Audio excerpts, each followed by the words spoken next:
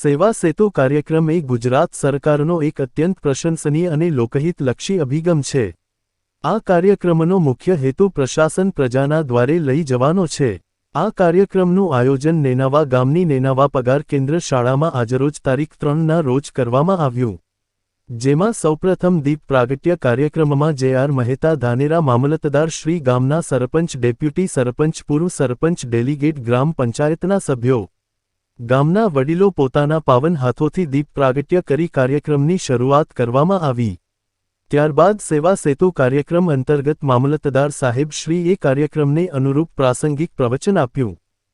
આ કાર્યક્રમમાં મામલતદાર સાહેબ શ્રી જે.આર. મહેતાના મામલતદાર સોમાણી સાહેબ, તાલુકા હેલ્થ ઓફિસર ધાનેરા ટીડીઓ સાહેબ મહેન્દ્રભાઈ ચૌધરી, નાયબ ટીડીઓ સાહેબ કિરીટભાઈ પરમાર, વેટેનરી ઓફિસર વિસ્તરણ અધિકારી શ્રી, જુદા જુદા વિભાગના અધિકારીશ્રીઓ, વિભાગના વડાઓ, ગામના સરપંચ શ્રી, પૂર્વ સરપંચ શ્રી, ડેપ્યુટી સરપંચ શ્રી, ડેલીગેટ શ્રી, પંચાયતના સભ્ય શ્રીઓ, નેનાવા પગાર કેન્દ્રના આચાર્ય સાહેબ શ્રી, શિક્ષકશ્રીઓ, ગામના વડીલો, આગેવાનો, માતાઓ, બહેનો મોટી બહોળી સંખ્યામાં ઉપસ્થિત રહ્યા। જે કાર્યક્રમમાં જુદા જુદા સ્ટોલ પર લોકોને વિના મૂલ્યે પ્રશાસન દ્વારા ઘરે બેઠા જે લાભ મળે એ વિગતે માહિતી આપવામાં આવી, જેમાં આધાર કાર્ડ, આર્થિક સહાયમાં વિધવા વય વંદના, દિવ્યાંગ પાસ, આંગણવાડી બેંક દ્વારા વિનામૂલ્યે એકાઉન્ટ ખોલવું, ખેતીવાડીમાં જુદી જુદી સહાયો કે વાયસી જેવી ખેડૂતલક્ષી માહિતીઓ, સામાજિક અધિકારીના અને ન્યાય વિભાગમાં જુદી જુદી સ્કોલરશીપની માહિતી, પંચાયત વિભાગ, ગેબ વિભાગ, જીએસઆરટીસી વિભાગ, આઈટીઆઈ વિભાગ, પશુપાલન પુરવઠા શાખા, પ્રધાનમંત્રી માતૃ વંદના યોજના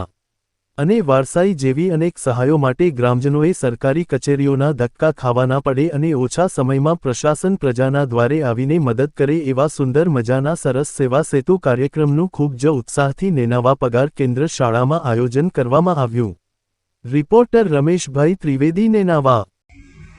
આજના સેવા સેતુ કાર્યક્રમ અન્વયે અમારી મામલતદાર કચેરીમાંથી ઉપસ્થિત તમામ સ્ટાફ, પછી ગામમાંથી ઉપસ્થિત સરપંચશ્રી, ઉપસરપંચશ્રી તથા પૂર્વ સરપંચશ્રી, ગામ આગેવાનો અને વિવિધ વિભાગમાંથી ઉપસ્થિત રહેલા તમામ અધિકારી કર્મચારીઓ સૌને હું આવકારું છું।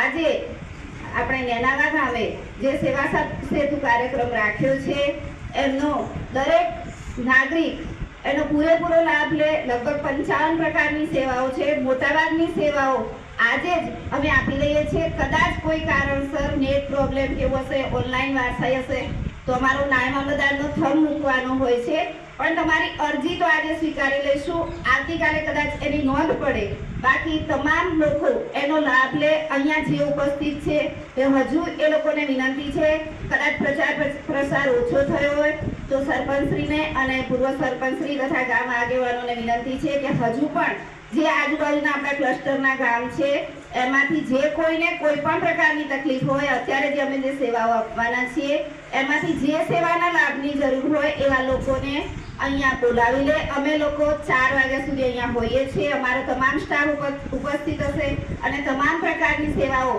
આપવાનો અને દરેકને અમે 100% ખાતરી આપીએ છીએ કે દરેક પ્રકારની સેવા અમે ઉત્તમ રીતે પૂરી પાડીશું અને સર્વે આ સેવા સેતુનો લાભ લે। એના માટે આજે અમે આ સેવા સેતુ હવે ખુલ્લો મૂકીએ છીએ અને સૌ ઉપસ્થિત વડીલો, જે ગામના આગેવાનો, કર્મચારીઓ સૌનો હું આજે ખૂબ હૃદયપૂર્વક આભાર માનું છું અને તમામને આ સેવાઓનો લાભ લેવા માટે વિનંતી કરું છું। અસ્તુ।